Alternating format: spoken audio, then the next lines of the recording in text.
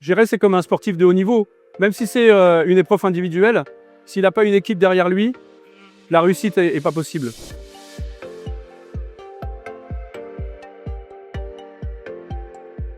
Alors effectivement, réduire GRDF, le principal distributeur de gaz en France, à sa mission d'opérateur de comptage, c'est un peu réducteur. GRDF travaille depuis l'amont, la construction, l'entretien, l'exploitation des réseaux, dans la 200 000 km de réseau en France, 9 600 communes alimentées en gaz naturel. GRDF travaille aussi à l'aval pour l'innovation, faire en sorte que des équipements consommateurs pour l'ensemble de nos clients répondent à leurs attentes.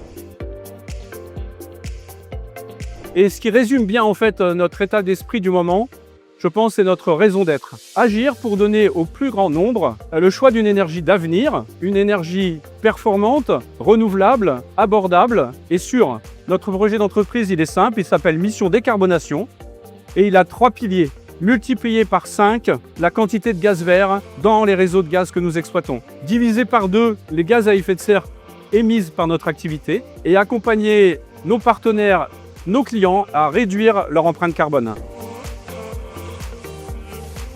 Et l'enjeu de demain, évidemment, c'est de faire en sorte de changer d'échelle et passer à des milliers, quelques dizaines de milliers de sites qui injecteront sur le réseau. Mais pas uniquement, GRDF s'intéresse aussi à d'autres technologies sur la méthanation, la pyrogazéification. Le point de départ, c'est évidemment d'avoir une très bonne idée. Ce qui est évidemment très important aussi, c'est l'équipe. Gérer, c'est comme un sportif de haut niveau. Même si c'est une épreuve individuelle, s'il n'a pas une équipe derrière lui, la réussite n'est pas possible. Je n'ai pas encore eu le temps de faire d'ensemble du tour des startups présentes, mais en tout cas, il y en a une qui va retenir mon attention, c'est Opac. Il s'agit de réduire les déchets. Alors des défis, il y en a beaucoup. 700 sites aujourd'hui qui injectent sur le réseau. Demain, plusieurs dizaines de milliers. Il s'agit de pouvoir mettre en musique tout ça pour permettre une continuité d'alimentation en combustible de nos clients.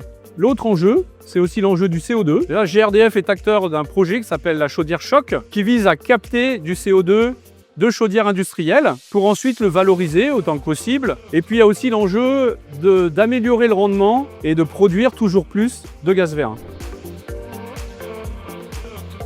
Alors notre conviction, c'est que GRDF sera là dans 10 ans évidemment. Atekinov est répondant à l'attente du marché. L'électricité se stocke très mal, s'adapte très mal aux variations de besoins. Et c'est là où le gaz, particulièrement les gaz verts, sont une énergie d'avenir.